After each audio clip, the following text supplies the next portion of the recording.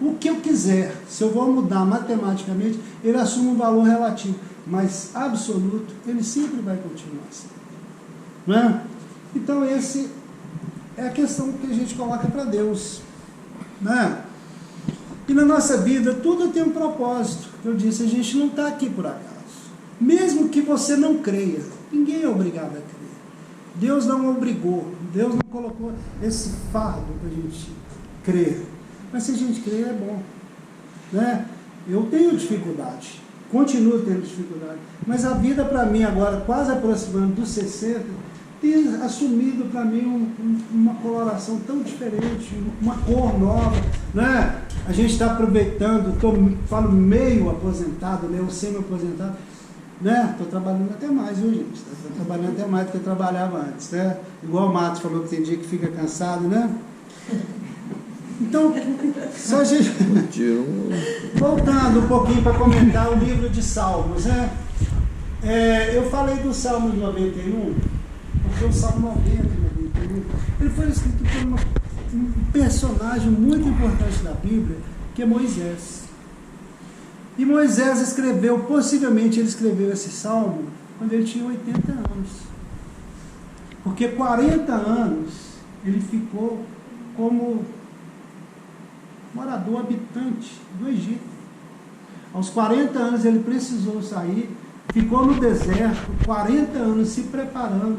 Ao retornar para o Egito, Deus o comissionou com uma ordem de pegar o povo e conduzir para a terra prometida, Ricardo. Tirar o povo do Egito e levar para a terra prometida. E ele começa falando no Salmo, né? Só voltando aqui. Então falei, Moisés foi para tal. Eu já virei para a segunda página. Né? Senhor, tu tens sido o nosso refúgio de geração. Antes que os montes descessem, se formasse a terra, e o mundo, de eternidade a eternidade, tu és Deus. Moisés, com 80 anos, depois de ter recebido uma ordem de Deus, 80 anos, né? Viu o povo se desviando daquilo que era o propósito de Deus, o povo pecando lá no deserto, no caminho, tirando da escravidão e sendo conduzido para a terra prometida. Viu o povo pecando, o povo se rebelando, e eu acho que num momento assim de extrema angústia, né? Os cânticos, né, que eu falei do Salmo 23 aqui, muitas vezes são cânticos de louvor, de adoração, de gratidão, mas nesse de Moisés, que foi o primeiro, e diz o escritor que possivelmente foi o primeiro salmo escrito, né? Apesar de ser muito bonito, mas ele coloca no Senhor, tu tens sido o nosso refúgio, de geração em geração.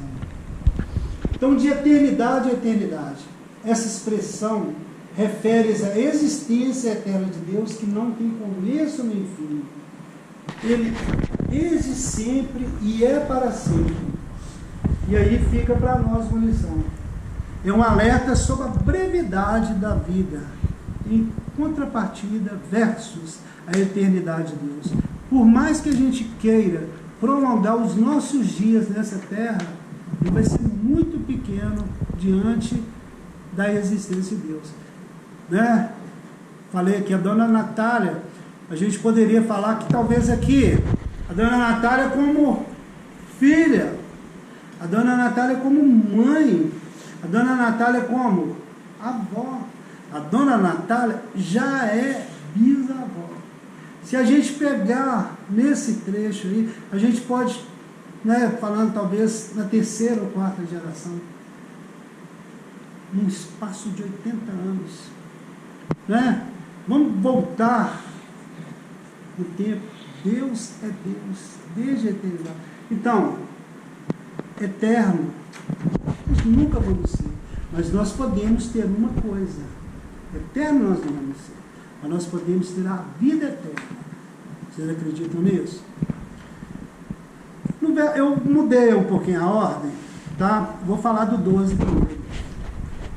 Ensina-nos a contar os nossos dias para que alcancemos coração sábio. Então, no verso 12, Moisés no ato ali e fala assim: Senhor, eu reconheço a sua grandeza, eu reconheço que tu és Deus desde a eternidade, que eu não posso comparar. Mas, Senhor, ensina-nos a contar os nossos dias, para que tenhamos um coração sábio. O que é o coração sábio? Né? Na nossa conversa lá em casa, né, eu e a Selma, a gente fala assim: Dona Natália, ela não gostou do dia do comentário, né? Mas eu vou falar em público que a gente vai.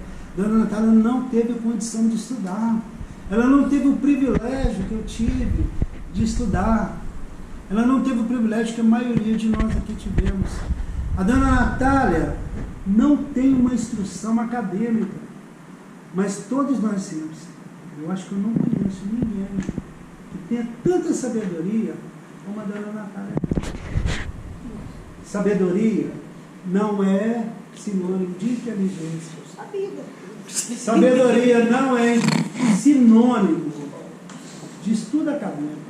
Sabedoria, a gente pode falar, é algo nato, mas a palavra de Deus mesmo, a sabedoria, é o princípio. Busca. Então, quando Moisés coloca aqui, né, ensina-nos a contar um coração, alcancemos o coração sábio. Então, o que significa a sabedoria para Deus? Então, a sabedoria é a capacidade para fazer boas escolhas e distinguir o que é bom e o que é ruim. De acordo com a Bíblia, a verdadeira sabedoria só pode ser alcançada através do Espírito Santo e de uma vida dedicada a Deus. A senhora é uma pessoa muito sábia, mas nós queremos que a senhora seja sábia na plenitude. Então, a senhora está no caminho.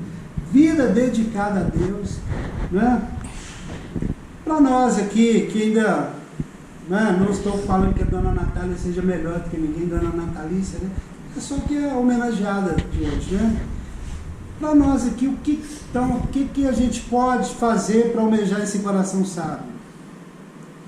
Apreciar e aproveitar o tempo. Tempo de qualidade. Muitas vezes a gente fala assim: o dia tem 24 horas, igualzinho para todos. E tem dia que é extremamente produtivo. Para mim, um determinado dia passou e nem percebi. Mas a gente dá valor, valorizar as pequenas coisas. Isso que nós estamos fazendo aqui, eu estou gastando um tempo, senhores, nosso, né? Mas que esse seja um tempo precioso. O que eu estou fazendo aqui é simplesmente o que é para mim, tá? Se for para vocês, tomem posse, receba. Mas eu estou compartilhando, tirando esse tempo, e uma homenagem que eu estou fazendo para a nossa mãe, tá? Não é meu nome, estou fazendo em nome do nossos filhos, tá? Então, aproveitar os bons tempos, vencer as tribulações, vencer as lutas. Como eu disse no início, os bons tempos, eles vêm e vão, né? Entre um bom tempo e o outro, existe o tempo de luta, existe o tempo de dificuldade, existe o tempo de escassez, existe o tempo que tem doença, existe o tempo que vem separação, existe o tempo que vem a morte. A morte está nesse tempo. Quando a gente vive com a morte próxima de nós, é um tempo ruim. Mas esse tempo, ele passa também. A alegria retorna. Né? A Selma gosta muito de compartilhar, eu também não tenho. Israel é um deserto, terra árida, terra seca. Mas quando chove, né? Depois da chuva a gente vê o vale de Negueb, que fala todo florido, todo verdinho. Ou seja, onde não existia vida, a vida estava ali. Os nossos olhos não viam, mas a semente estava ali. Então, a gente tem que pedir também, renova os nossos olhos, mostra, existe uma esperança. Está ruim? Tá difícil? Tá. Mas nós temos a nossa família, nós temos o alimento, nós temos, né? Que esse é o meu desejo. Que tenhamos Deus no nosso coração. Tá? E por último, eu deixei, né, já estamos encerrando também, mas a segunda parte, né? Teve a primeira, a segunda, a terceira, né? A bateria não vai dar, não. No verso 10. os dias da nossa vida sobem a 70 anos, em havendo vigor a 80. Neste caso, o melhor deles é canseira e enfado, porque tudo passa rapidamente e nós voamos. Então, quando eu estava pensando em alguma coisa sobre 80, eu pensei, vou falar isso para minha mãe que está completando 80 anos, que agora é tempo de enfado, é tempo de cansaço, e nós voamos, ou seja, estamos para o fim? Não, muito antes, pelo contrário. É uma palavra de renovo, é uma palavra de vida, é uma palavra de esperança.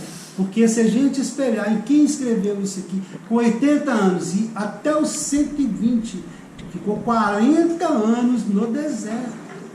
Imagina uma pessoa de 80 anos conduzindo um povo rebelde, um povo que não queria, 40 anos para chegar na terra prometida.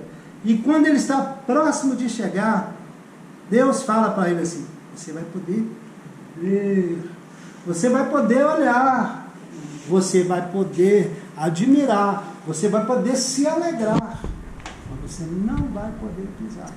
Isso é uma outra história, né? Mas ele cumpriu o propósito. Então a nossa vida, independente se temos 60, 20, 40, a nossa vida tem um propósito. E o propósito, eu diria que é um propósito eterno. Não é um propósito para essa vida, não. Tá? Então aqui nós temos duas questões que são principais nesse texto. Aos 80